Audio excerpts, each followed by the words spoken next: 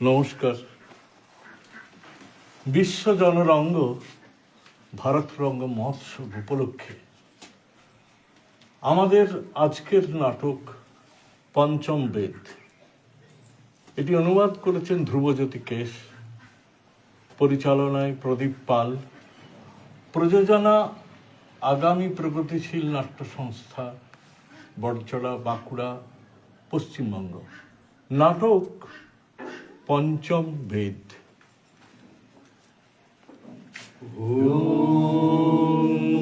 অগ্নিহস্ত্রং স্বাহা ইদং অগ্নেয়া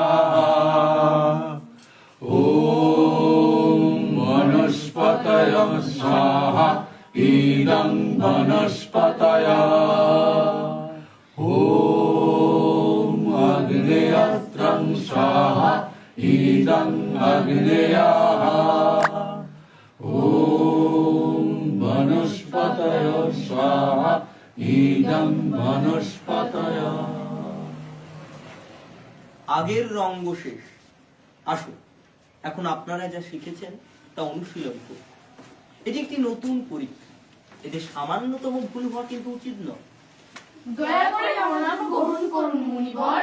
সর্বদা স্নেহময় থাক। বলো ঋষিগণ, কি কারণে আগমন? হে মুনিবর, নাট্যশাস্ত্র বিষয়ে বেশ কিছু প্রশ্ন আমার মনে উদিত হয়েছে। আচ্ছা, যেহেতু আপনি নাট্যশাস্ত্র রচনা করছেন, তাই আমি এসেছি আপনার কাছে সেই সমস্ত প্রশ্নগুলির সঠিক উত্তর জানার জন্য। বিনা দ্বিধায় প্রশ্নগুলি করুন। গুরুদেব, নাট্যশাস্ত্রের উৎপত্তি কিভাবে, এর উদ্দেশ্য কি? বাহ, তুমি খুব ভালো প্রশ্ন করেছো বস। এই প্রশ্নটি শুধু নাটক নয়, এটি জীবনের মর্ম বোঝারও একটি মাধ্যম।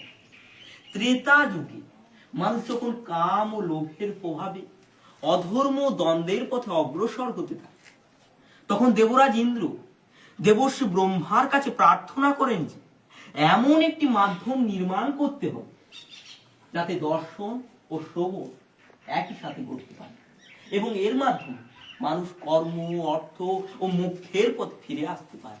কিন্তু গুরুদেব, বেদই তো জ্ঞানের ভান্ডার, জগতের সমস্ত রহস্য লুকিয়ে রয়েছে এই বেদে।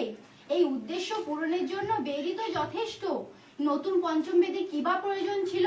যাতে এটি সমস্ত মানুষের কাছে গ্রহণযোগ্য হতে পারে, নাটকের মাধ্যমে ধর্মের পথে, শিক্ষার পথে নিয়ে যাওয়া যায়। এই শুভ উদ্দেশ্যে ভগবান ব্রহ্মা 4টি বেদের উপাদান একত্রিত করে নাট্যবেদ রচনা করেন। 4টি বেদের উপাদান সেগুলো কি গুরুদেব? নাটকে যে পাঠ শুনছো সেটি ঋগ্বেদ থেকে নেওয়া হয়েছে। সুন্দর গানের ভিত্তি হলো সামবেদ। অভিনয় নেওয়া হয়েছে যজুর্বেদ থেকে, এবং নাট্য রস অথর্ববেদ থেকে নেওয়া হয়েছে। এই 4টি বেদের অংশ নিয়ে নাট্যশাস্ত্র নির্মাণ করা হয়েছে। গুরুদেব, নাট্যশাস্ত্র শুধু দেবতাদের জন্যই নির্মাণ? না, তা কেন? রাক্ষসরা ভগবান ব্রহ্মার কাছে ঠিক এই প্রশ্নই করেছে। তখন ভগবান ব্রহ্মা উত্তর দিয়েছিলেন। কি উত্তর দিয়েছিলেন? তখন ভগবান ব্রহ্মা উত্তর দিয়েছিলেন যে নাট্যশাস্ত্র সবার জন্য।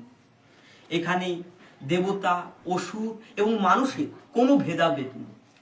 এই নাট্যশাস্ত্রের মাধ্যমে আমরা এই পৃথিবীকে সুন্দর করে ভরিয়ে তুলতে পারি। অদ্ভুত! নাট্যশাস্ত্র বিষয়ে যেমন জাগতিক, অজাগতিক, লৌকিক, অলৌকিক, প্রাকৃতিক, অপ্রাকৃতিক এই সমস্ত সৃষ্টির প্রতিনিধি এই নাট্যশাস্ত্র। হ্যাঁ ঋষিগণ, তাই আমরা নাট্যকলাকে সমস্ত শিল্পে উৎপত্তি বা সংগ্রাম বলতে পারি। কিন্তু মুনিবর, নাট্যশাস্ত্র নেওয়ার জন্য, শ্বাস নেওয়ার জন্য একটি বিশেষ গুরুত্বপূর্ণ বিষয়। তাহলে সমাজ কেন এটি গুরুত্ব সহকারে নেয় না? কেন এটি শৈল্পিক অপ্রয়োজনীয় বলে মনে করা হয়? বৎস, আমরা শিল্পী, নীতি নির্ধারক নই। শিল্পকর্ম করাই আমাদের ধর্ম। নীতি নির্দেশকদের আমাদের বোঝাতে হবে, তাদের পরীক্ষা নিরীক্ষা করতে হবে, এবং এভাবে এই অনুভূতি নিয়ে পৃথিবীকে স্বর্গে পরিণত করতে হবে। নিঃসন্দেহে শিল্পীহীন সমাজ পশুরাই সমাজ।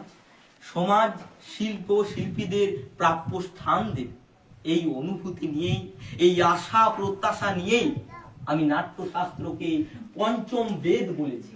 পঞ্চম বেদ? সমস্ত বেদের বেদ? হ্যাঁ ঋষিগণ, আমার নাট্যশিল্পী পুত্রেরা তাদের নাটক প্রস্তুত করেছে। চলো আমরা একসাথে সেখানে যাই এবং নাটকটা অনুভব করি। এসো এসো।